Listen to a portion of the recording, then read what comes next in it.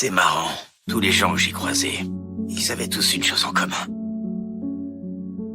Que ce soit la boisson, les femmes, la religion,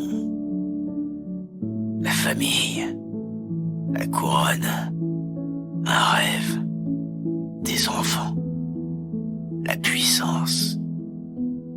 On a tous besoin d'une obsession pour tenir le coup. C'est ce qui nous donne la force de continuer à avancer. Quoi que l'on veuille croire, on est tous l'esclave de quelque chose. Et toi, c'est quoi qui te fait avancer? Pourquoi t'as l'impression que tu es bloqué, que plus rien n'avance plus?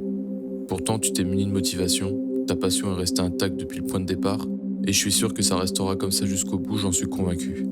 Mais c'est autre chose dont je te parle. Parce que tout ça, c'est bien joli sur le papier, mais si tu veux que tout ça aboutisse, va falloir passer par un trou noir. D'ailleurs, si tu regardes ça, c'est sans doute que tu es en plein dedans. Et ce trou noir, c'est la meilleure et la pire chose qui te soit arrivée. Tu l'auras sans doute deviné, mais ce trou noir dans lequel tu es, c'est celui qui t'empêche d'avancer. Alors pourquoi tu restes dedans tout en étant conscient de cela?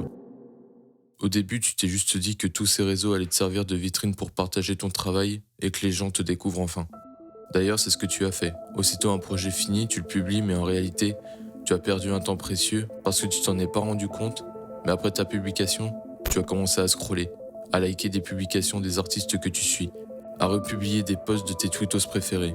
Ainsi, tu as créé une routine dans laquelle tu t'enfonces un peu plus chaque jour et où tes projets qui ne demandent qu'à être finis passent au second plan. Tout ça, j'en suis sûr, tu en es conscient. Tu le sais au fond de toi. Mais bon, tu continues quand même, et après tout, tu te dis que d'autres feront pareil, mais en mieux. En effet, quand tu regardes les personnes qui t'inspirent ou le travail des autres, tu te dis toujours que c'est mieux. Et voilà, maintenant ta confiance et ta motivation sont réduites à néant. Et tu te demandes pourquoi eux en sont capables et pas toi.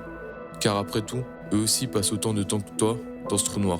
Certes, mais ils ont passé plus de temps à chercher, s'éveiller, se nourrir de connaissances, plutôt que de regarder des gens poser des pixels pour sauver la France. Ça y est, tu as enfin reçu un like pour ton nouveau projet. Tu te dis que c'est pas trop tôt car tu as quand même passé une nuit entière. Mais bon, tu es quand même heureux. Mais au fil de ton aventure dans le trou noir, tu te rends compte que les likes ne te font plus d'effet. Ou alors si, mais quand il y en a 3 ou 4 fois plus que d'habitude. Et tu arrives à faire le lien que les projets mainstream font plus de stats que ta propre démarche artistique que tu as mis si longtemps à développer. Alors pourquoi s'embêter à toujours faire mieux, à créer des nouvelles choses, à proposer sa propre vision quand c'est le réchauffé, le vu et le revu qui prime sur tout? Je vais te le dire et c'est très bête. L'humain aime ça. Notre cerveau aime prévoir les choses. Donc oui, aujourd'hui tout se ressemble. Même accord de musique, même démarche artistique pour les mêmes artistes. Alors à quoi bon? Et voilà, ta créativité est entravée. Car pour avoir ta dose de like, de dopamine, tu vas essayer de rentrer dans le moule et faire ce qui a déjà été fait. Mais tu te rendras vite compte que ce que tu vas proposer te ressemblera pas. Et ça va tout simplement te dégoûter de tout ça. Et ça sera à ce moment-là où l'attractivité du trou noir sera la plus forte.